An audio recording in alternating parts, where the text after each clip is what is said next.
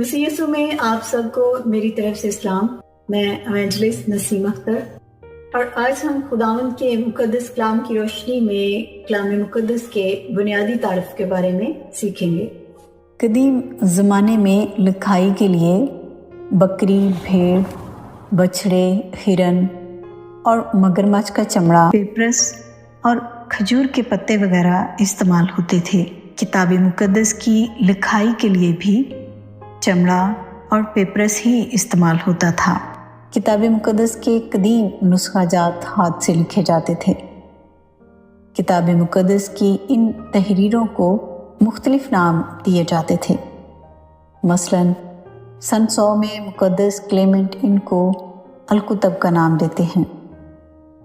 مقدس جان کرزیسٹم نے 398 میں ان تحریروں کو یونانی نام ببلیا دیا، جو بیبلس سے مشتق ہے۔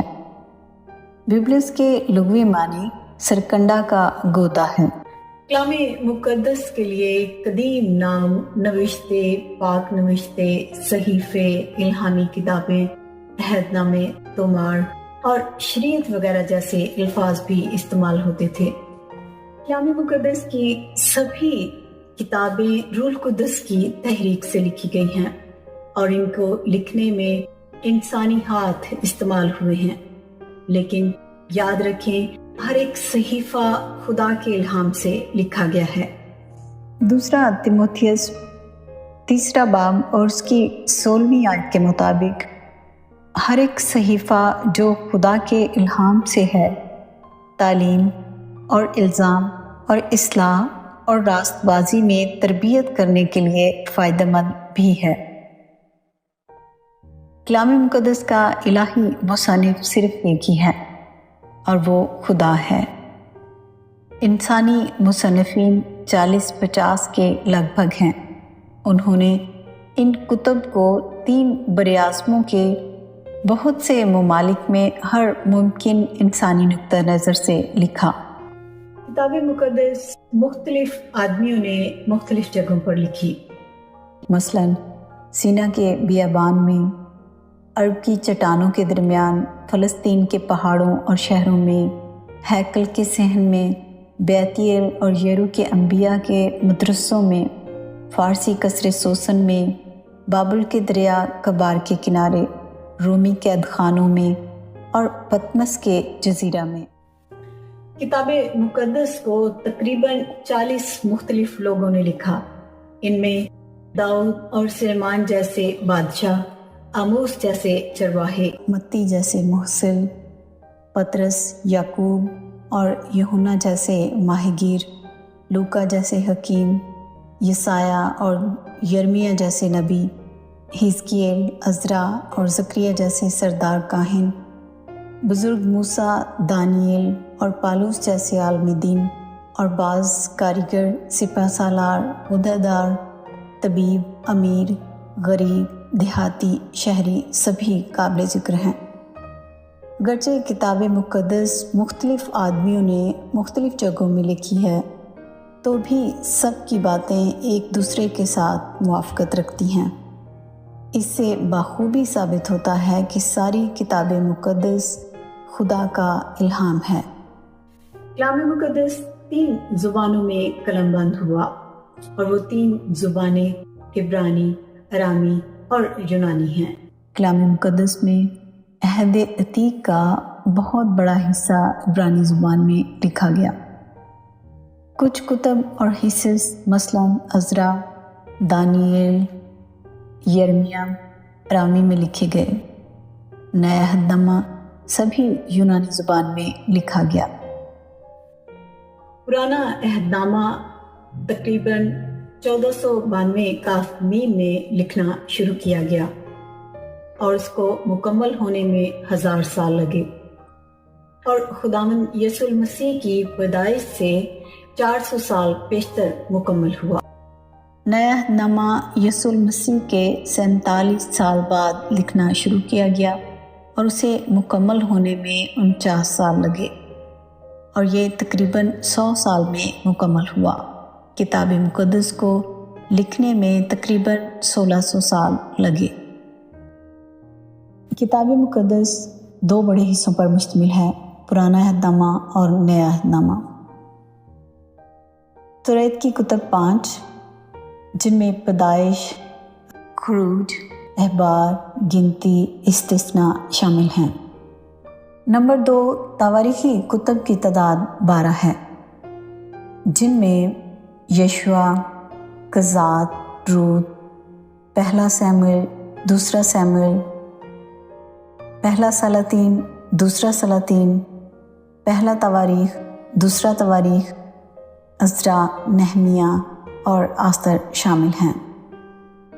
नंबर 3, मज़ामीर, जिनकी तादाद 5 है, जिनमें अय्यूब, ज़बूर, इमसाल, वॉइस और गज़ल व गज़लात शामिल हैं।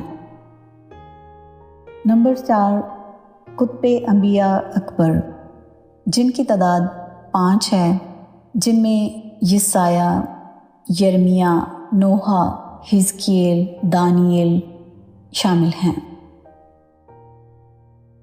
नंबर 5, कुतुबे अंबिया असगर, जिनकी तादाद 12 है, जिनमें होसिया, योएल, आमोस, अब्दिया, योना, मीका, नाहूम, हबक्कूक, सफनिया, हिज्जी, ज़करिया और मलाकी शामिल हैं। यूँ पुराने अहदनामे की कुल कुतुब की तादाद 39 है। नए अहदनामे को 3 हिस्सों में तकसीम किया गया है।